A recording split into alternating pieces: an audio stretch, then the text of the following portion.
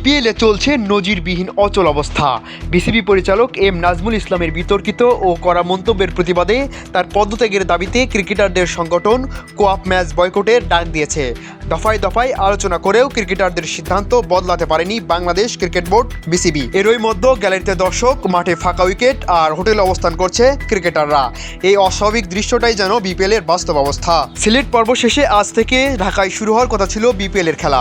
সূচি অনুযায়ী দুপুর 1টায় চট্টগ্রাম রয়্যালসের বিপক্ষে মাঠে নামার কথা ছিল নোয়াখালী এক্সপ্রেসের, কিন্তু নির্ধারিত সময় পার হয়ে গেলেও দুই দলের কোনো ক্রিকেটার মাঠে নামেনি। দর্শকরা গ্যালারিতে অপেক্ষা করলেও খেলোয়াড়রা ছিলেন হোটেলেই। এমন পরিস্থিতিতে শেরেবাংলা জাতীয় স্টেডিয়ামে উইকেটের পাশে একা দাঁড়িয়ে থাকতে দেখা যায় বিসিবি সভাপতি বুলবুলকে।